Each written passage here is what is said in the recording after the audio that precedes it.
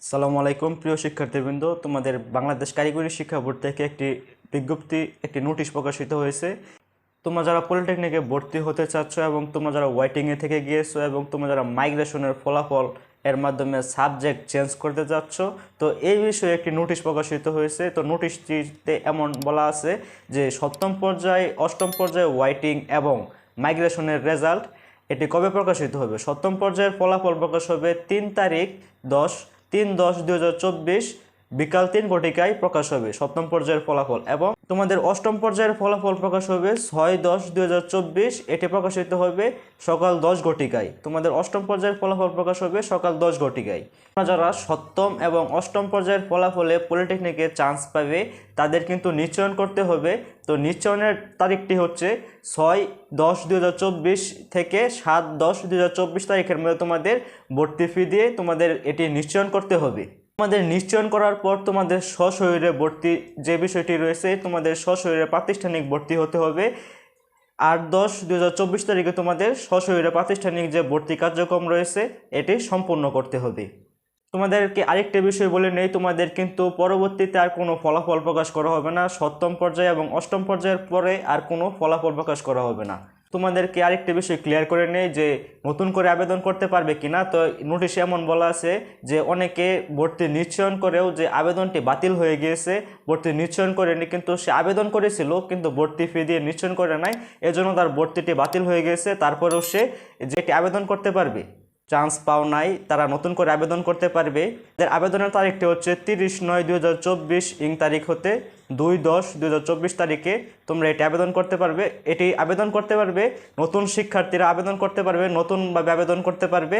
এবং তোমরা যারা তোমাদের পলিটেকনিকে চান্স পেয়েছো, তো মাইগ্রেশন যে তোমাদের যে মাইগ্রেশন এটি তোমরা এটি অন করে রেখেছো, সবচেয়ে গুরুত্বপূর্ণ যে বিষয় সেটি হচ্ছে তোমরা যারা এখনও ওয়েটিংয়ে থেকে গিয়েছো, তো তোমাদের এখন যে চয়েস লিস্টটি এটি তোমরা খুব ভালোভাবে সাজাবে। এখন যদি তোমাদের চয়েস লিস্টটি খুব ভালোভাবে সাজাও তাহলে অবশ্যই তুমি চান্স পেয়ে যাবে। তো চয়েস লিস্ট সাজানোর ক্ষেত্রে তোমরা চাইলে আমাদের হেল্প নিতে পারো। তো স্ক্রিনে যে নাম্বার দেখতে পাচ্ছ এই নাম্বারে যোগাযোগ করতে পারো। তো চয়েস লিস্ট সাজানোর ক্ষেত্রে তোমরা যে বিষয়গুলো খেয়াল রাখবে সেগুলো হচ্ছে, এখন কিন্তু বর্তমানে তুমি দেখবে যে যেগুলো নর্মাল ডিপার্টমেন্ট, ফুড টেকনোলজি, যেগুলো যে একটু নর্মাল ডিপার্টমেন্ট, ওইগুলোতে তোমাদের যে সিট সংখ্যা এটি খালি রয়েছে, এবং যেগুলো ডিমান্ডেবল সাবজেক্ট ওইগুলোতে তুমি দেখবে যে সিট সংখ্যা তেমন একটা খালি থাকবে না।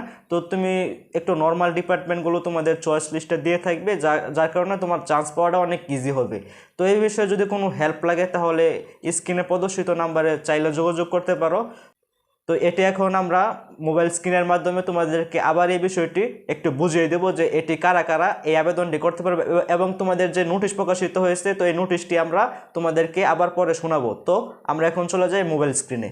এখানে দেখতে পাচ্ছ বিভিন্ন পর্যায়ের ফলাফলে চান্সপ্রাপ্ত শিক্ষার্থী যারা নিশ্চয়ন করতে পারেনি তাদের নতুনভাবে আবেদন ও অপেক্ষামান তালিকায় থাকা শিক্ষার্থীদের পছন্দক্রম পরিবর্তনের সময় 30/9/2024 খ্রিস্টাব্দ হতে 2/10/2024 খ্রিস্টাব্দ তারিখ পর্যন্ত। 30 তারিখ হতে তুমি 2 তারিখ পর্যন্ত এটি তুমি তোমাদের যে চয়েস লিস্ট রয়েছে এবং তোমাদের যে পছন্দক্রম রয়েছে এটি তুমি পরিবর্তন করতে পারবে। আবেদনটি কারা কারা করতে পারবে, তো নোটিশে কি বলা হয়েছে তা তোমাদেরকে এখন পরে শোনাবো। বাংলাদেশ কারিগরি শিক্ষা বোর্ডের আওতাধীন 4 বছর মেয়াদী diploma engineering, diploma textile engineering, diploma marine engineering, diploma agriculture, diploma forestry, diploma fisheries, diploma livestock এবং 2 বছর মেয়াদী certificate in marine trade course শিক্ষাকর্মের 2024-25 শিক্ষাবর্ষে বিভিন্ন পর্যায়ের ফলাফলে চান্সপ্রাপ্ত শিক্ষার্থী যারা সঠিক সময়ে নিশ্চয়ন করতে পারে নাই শুধুমাত্র তাদের নতুন করে আবেদন। এখানে তোমরা একটি বিষয় লক্ষ্য করো, 2024-25 শিক্ষাবর্ষে বিভিন্ন পর্যায়ের ফলাফলে চান্সপ্রাপ্ত শিক্ষার্থী যারা সঠিক সময়ে নিশ্চয়ন করতে পারে নাই, তোমাদের যারা আবেদন করেছো কিন্তু তোমাদের যে ভর্তি ফি নিশ্চয়ন এটি তোমরা করতে পারো নাই, শুধুমাত্র তাদের নতুন করে আবেদন। তো বিষয়টি তোমরা আশা করি বুঝতে পেরেছো যে তোমরা পলিটেকনিকে তোমরা ভর্তির জন্য আবেদন করেছো কিন্তু তোমাদের যে ভর্তি ফি নিশ্চয়ন এটি তোমরা করো নাই, শুধুমাত্র তাদের নতুন করে আবেদন এবং অপেক্ষামান তালিকায় থাকা শিক্ষার্থীদের পছন্দক্রম পরিবর্তনের সময় 30/9/2024 হতে 2/10/2024 খ্রিস্টাব্দ তারিখ পর্যন্ত তো এটি কিন্তু কারা করতে পারবে, তোমরা বিষয়টি আবার তোমাদেরকে পরে শোনাচ্ছি। 2024-25 শিক্ষাবর্ষে বিভিন্ন পর্যায়ের ফলাফলে চান্সপ্রাপ্ত শিক্ষার্থী যারা সঠিক সময়ে নিশ্চয়ন করতে পারে নাই, চান্সপ্রাপ্ত শিক্ষার্থী সঠিক সময়ে নিশ্চয়ন করতে পারে না, চান্স পেয়েছো কিন্তু নিশ্চয়ন করতে পারো নাই, তো সেই ক্ষেত্রে শুধুমাত্র তাদের নতুন করে আবেদন, শুধু তারা নতুন করে আবেদন এবং অপেক্ষামান তালিকায় থাকা শিক্ষার্থীদের পছন্দক্রম পরিবর্তনের সময় 30/9/2024 খ্রিস্টাব্দ হতে 2/10/2024 খ্রিস্টাব্দ তৎপ্রেক্ষিতে সপ্তম পর্যায়ের ফলাফল 3/10/2024 খ্রিস্টাব্দ তারিখ বিকাল 3 ঘটিকায় প্রকাশিত হবে। সপ্তম পর্যায়ের ফলাফলে চান্সপ্রাপ্ত শিক্ষার্থীদের নিশ্চয়ন করতে হবে 3/10/2024 খ্রিস্টাব্দ বিকাল 3টা 30 ঘটিকা হতে 5/10/2024 তারিখের মধ্যে সম্পূর্ণ করতে হবে, অন্যথায় বাতিল বলে গণ্য হবে। এটি হচ্ছে সপ্তম পর্যায়ের যে কার্যক্রম এটি। এবং অপেক্ষামান তালিকায় থাকা শিক্ষার্থী হতে অষ্টম পর্যায়ের ফলাফল 6/10/2024 তারিখ সকাল 10 ঘটিকায় প্রকাশিত হবে। অষ্টম পর্যায়ের ফলাফলে চান্সপ্রাপ্ত শিক্ষার্থীদের নিশ্চয়ন 6/10/2024 তারিখ হতে 7/10/2024 তারিখের মধ্যে সম্পূর্ণ করতে হবে।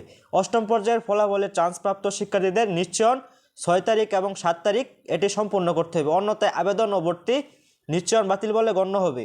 এবং সপ্তম এবং অষ্টম পর্যায়ে যখন তোমাদের রেজাল্ট প্রকাশ হয়ে যাবে তখন তোমাদের একটি প্রাতিষ্ঠানিক ভর্তি থাকবে, সেটি হচ্ছে সপ্তম ও অষ্টম পর্যায়ে নিশ্চয়নকৃত শিক্ষার্থী সংশ্লিষ্ট প্রতিষ্ঠানে এসএসসি পরীক্ষার মূল নম্বরপত্র সদ্য তোলা ছবি 3 কপি, প্রশংসাপত্রের ফটোকপি জমা প্রদান সাপেক্ষে 8/10/2024 তারিখের মধ্যে সশরীরে উপস্থিত হয়ে প্রাতিষ্ঠানিক ভর্তি সম্পূর্ণ করতে হবে। তোমরা আশা করি তোমরা বুঝতে পেরেছো। তোমরা অবশ্যই তোমাদের যে চয়েস লিস্ট এটি তোমরা সাজানোর ক্ষেত্রে অবশ্যই তোমরা টার্গেট রাখবে যে জেলা পর্যায়ের যে পলিটেকনিক এগুলো রাখার জন্য। যদি এইগুলো রাখো তাহলে তোমার চান্স হয়ে যাবে খুব ইজিভাবে।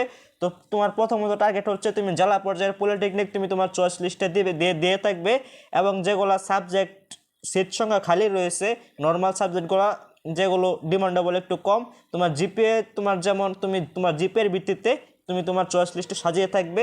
তো ভিউয়ার্স যদি কোনো প্রয়োজন হয় তাহলে আমাদেরকে তোমরা নক করতে পারো। তো ভিউয়ার্স এই ছিল আমাদের আজকের ভিডিও। তো আজকের মতো বিদায় নিচ্ছি, আল্লাহ হাফেজ।